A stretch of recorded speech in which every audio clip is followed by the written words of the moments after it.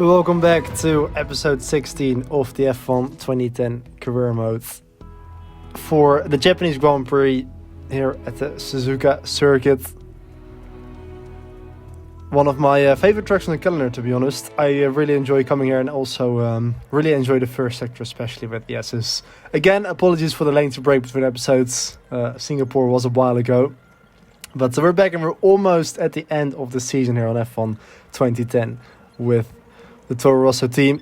So, starting off in practice as always, making the setup adjustments. We've become pretty familiar with that over the course of this season.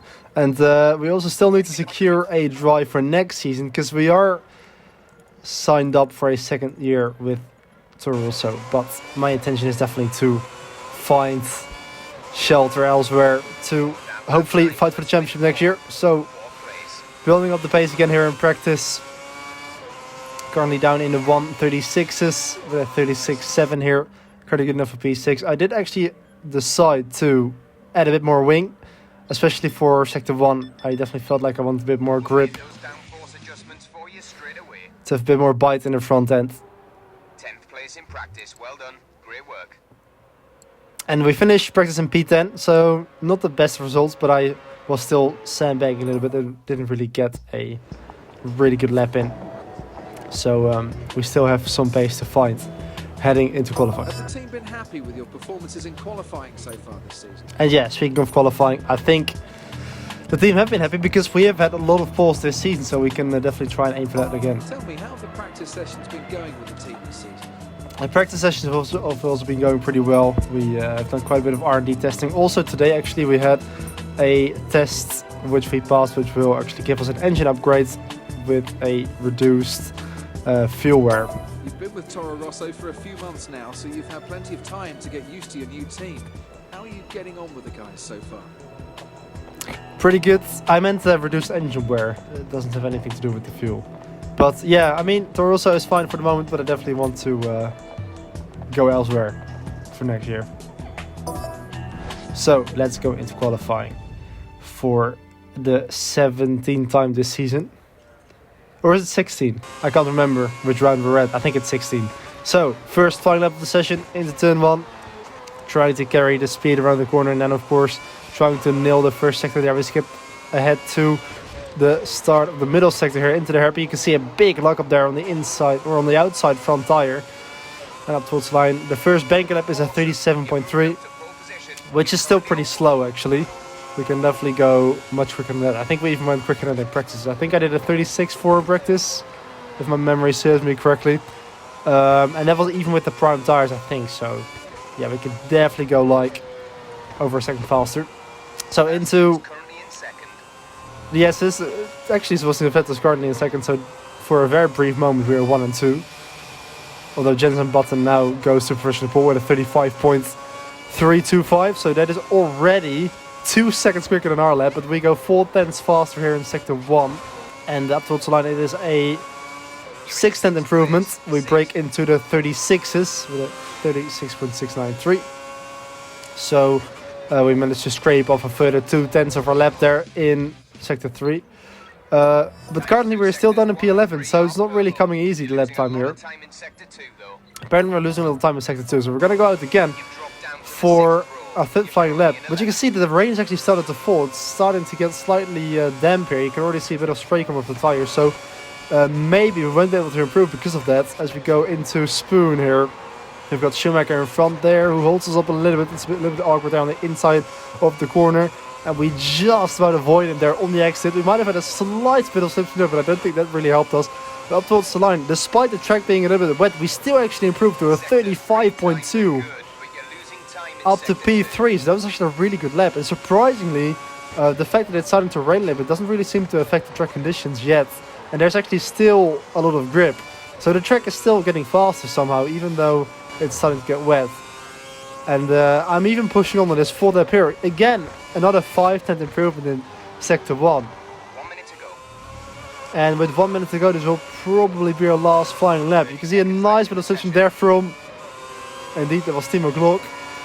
And with 25 seconds on the clock, we might actually get another lap. You can see a 1 second improvement here as we fly through 130R. So yeah, to my surprise, still going faster and faster into the Casio triangle.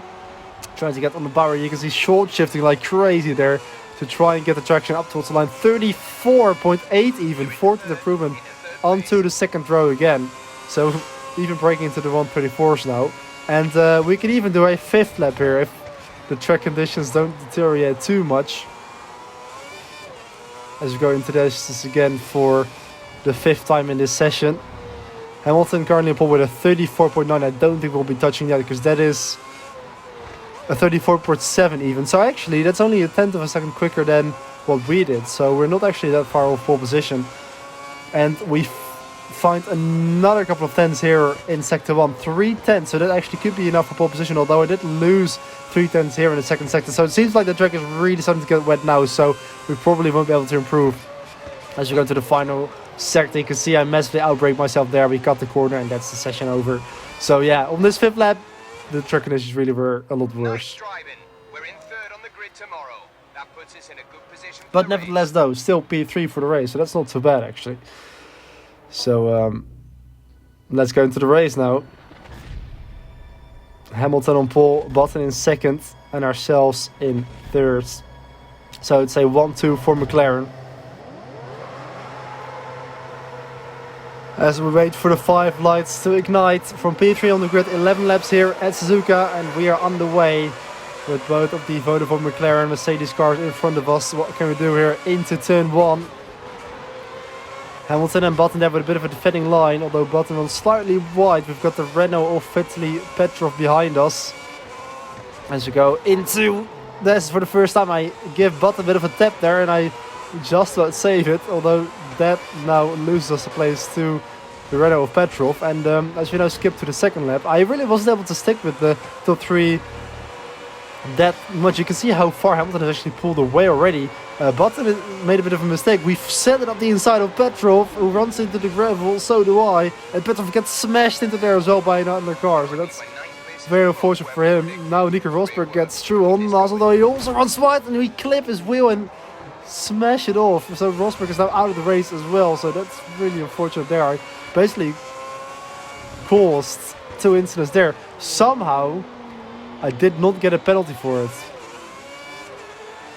So yeah, we get away with it, even though we basically completely crashed out 2 drivers there. Now exiting the final chicane there, I lose the back end and Michael Schumacher also smashes into my car. So it's been a very messy opening 3 laps of the race.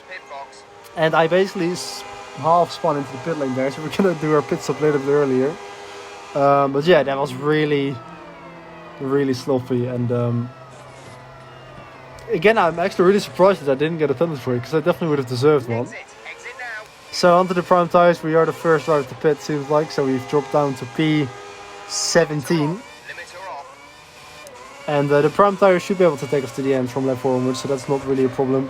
As we exit here, just in front of Robert Kubica in the other Renault.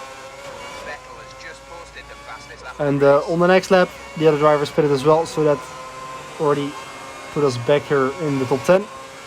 Make that now back in the top 5 as the rest pits as well. Well, actually it was P7 originally, but there are still 2 drivers ahead of us who are still yet to pit, so it was effectively the top 5. We have a really bad exit out of Spoon Curve. I ran wide a bit, touched the grass and lost momentum. So now Felipe Massa pulls up alongside. As we go into 130R, I'm a little too focused on Massa, so we completely run wide and I lose it on the astroturf there, and again I cause another crash. I think it was Rosberg and Kubica who smashed into me. It was definitely a Mercedes and a Renault, I think. So I just don't know what's going on today. I just keep causing these incidents, and it's definitely not intentional, but it didn't really look that good, did it? And again, we get away with it. So the stewards are very lenient today, not dishing out any penalties. I've definitely gotten penalties for much less than that on this game.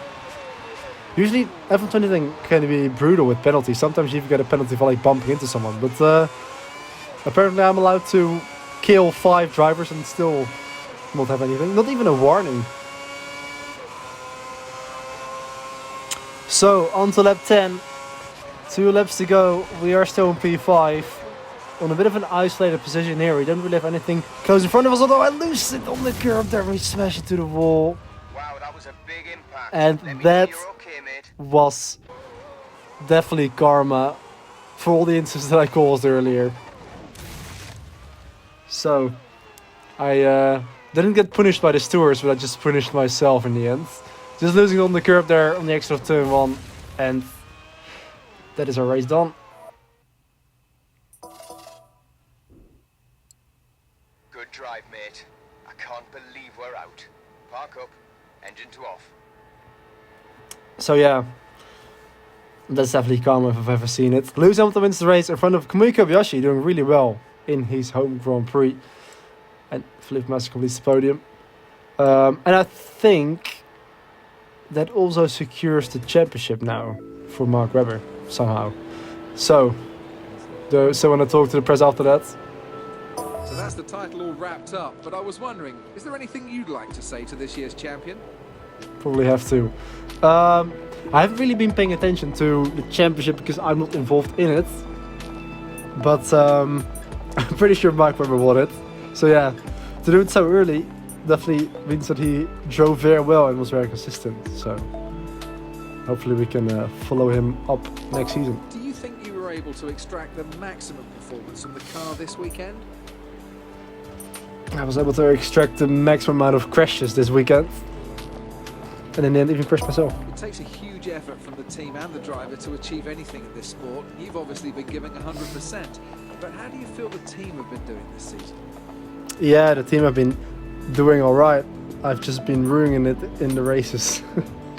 Especially lately. I think we even crashed out in Singapore, didn't we? Yeah. So that's 2 DNFs in a row. So that's not ideal. Hey Nick, congratulations are in order. I see you've achieved all of your contract objectives. Alright. Well, at least we've achieved something today then. I think probably because our goal was to finish in the top 15 and we've actually secured finishing in the top 15 this season. So that's probably it. Anyway, apologies for the results and hopefully I will drive a little bit better in the next race, which is going to be in Yeongam for the South Korean Grand Prix. So, thank you for watching, enjoy the rest of your day, and I'll see you next time. Goodbye.